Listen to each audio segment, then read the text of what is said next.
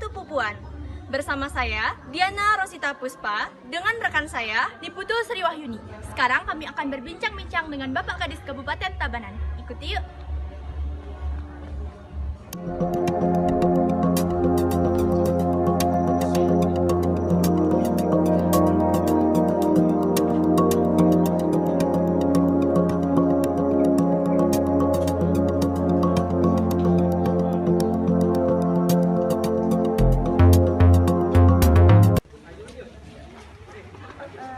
menurut Bapak, antara kurikulum Merdeka, K13, KTSP, mana yang menurut Bapak yang paling gampang untuk diterapkan oleh seluruh guru dan siswa di Kabupaten Tabanan?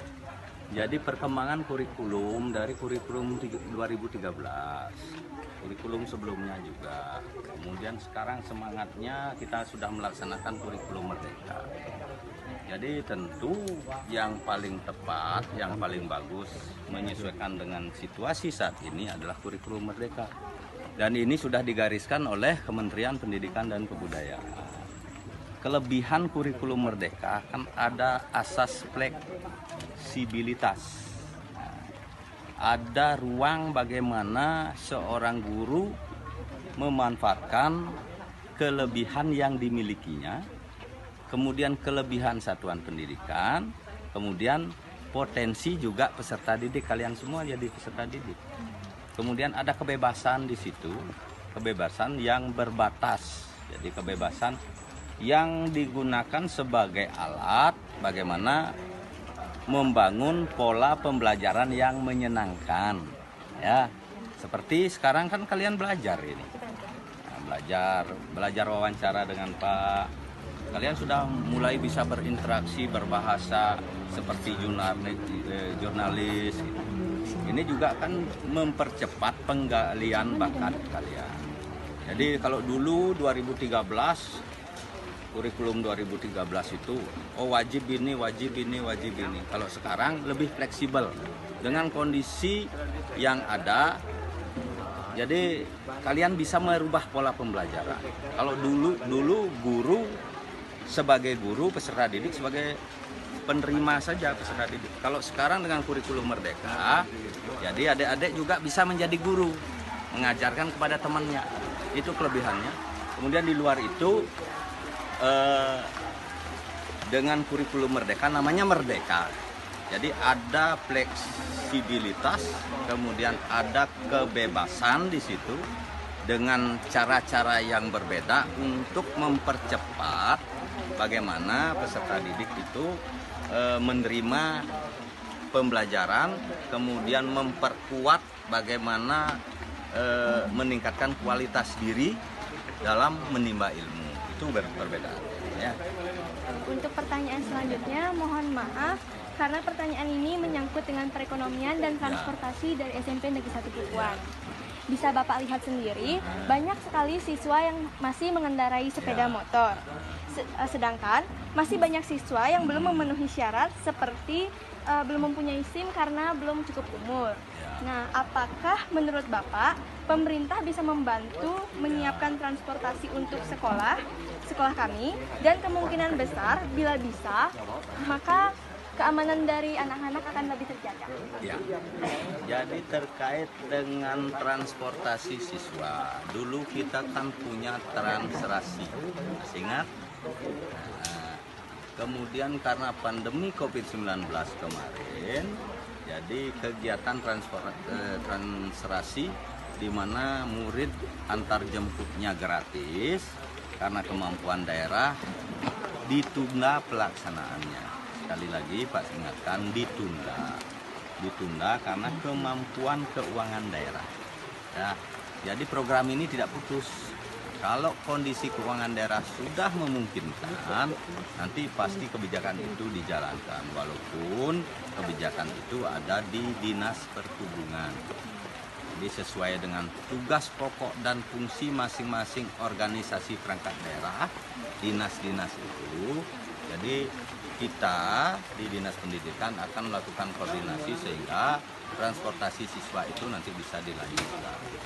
Sebelum transportasi gratis itu bisa dilanjutkan. Jadi Pak menghimbau sekarang yang masih bisa diantar oleh orang tua, lakukan pengantaran supaya kita tidak melanggar lalu lintas. Kemudian yang kedua, nanti komite dengan kepala sekolah akan melakukan rembuh koordinasi, kemudian mencari sarana transportasi yang bisa mendukung. Sebelum ada yang gratis seperti dulu, tentu dengan pola membayar. Ya, pola membayar ini tentu berdasarkan komitmen bersama antara komite sekolah, orang tua kalian kan komite semua, dengan sekolah itu sendiri. Mudah-mudahan ini cepat. Dan kemarin Pak selaku pimpinan di pendidikan di Tabanan juga sudah berkoordinasi dengan Bapak lagi ngeluarin uang bensin untuk berangkat dan pulang. Pendidikan Bapak Ibu Ya, Putu jadi bersabar dulu juga karena kemarin ada COVID kan, kalian daring kemarin. Anak-anak yang tergabung Kemudian di dalam anggarannya kan ekskul dikembalikan. jurnalistik di Jadi SMP Negeri kemudian 1 pendapatan Tuban. daerah Nah, ini mereka berkurang tampak sibuk karena untuk, aktivitas berbincang, masyarakat, mewawancarai pendapatan Pak Kadis. masyarakat, Seperti apa pendapatan wawancara pemerintah mereka? daerah Coba itu kita ikuti turun. bersama. Sehingga anggaran itu tidak tercukupi untuk melayani angkutan. Nah, sekarang sudah mulai normal, mudah-mudahan segera bisa direalisasikan. Ini pertanyaan kritis, bagus sekali, pinter, ya. Dan itu mengingatkan Bapak juga untuk melakukan koordinasi dengan Bapak Bupati, kemudian melakukan koordinasi dengan Dinas Perhubungan, sehingga keluhan kalian ini jadi bisa segera mendapatkan jawaban. Ya. Untuk pertanyaan selanjutnya, apakah ada bantuan dana untuk anak yang kurang mampu dan tinggal di pedalaman untuk pendidikan Kabupaten Tabanan? Ya. Jadi untuk anak-anak kurang mampu kan ada Kartu Indonesia Pintar yang menjadi program pusat, diberikan bantuan. Kemudian setiap tahun itu kan terus berubah. Makanya nanti sekolah mengusulkan anak-anak yang kurang mampu secara ekonomi, tentunya dilakukan verifikasi. Ketika disetujui nanti pasti dapat bantuan dari pusat yang ditransfer langsung ke kepala keluarga. Jadi transfer langsung biar tidak ada potongan, biar efektif bantuannya. Itu bantuan langsung tunai BLT melalui Kartu Indonesia Pintar. Tahu nanti di searching di Google. Ya. Jadi kan ada kriterianya itu yang berhak mendapatkan. Ini sudah jalan di semua sekolah. Kalau ada tertinggal nanti kalian sebagai jurnalis, teman-temannya tahu kurang mampu, nanti sampaikan ke sekolah biar disusun. Oke? Ya. Untuk pertanyaan terakhir, ketika Bapak berkunjung ke sekolah-sekolah yang menjadi binaan Dinas Pendidikan Kabupaten Tabanan, apa yang menjadi atensi dari Bapak? Ya, atensi Pak banyak. Nah, yang pertama kondisi lingkungan sekolah, pengelolaan sekolah. Kemudian yang ketiga proses pembelajaran melalui penerapan kurikulum yang tadi. Kemudian menekankan bagaimana membangun perencanaan sekolah yang berbasis data. Kemudian mengedepankan pengembangan potensi dimensi pembelajaran P5, profil pelajar Pancasila. Kemudian melakukan evaluasi terhadap hasil pembelajaran.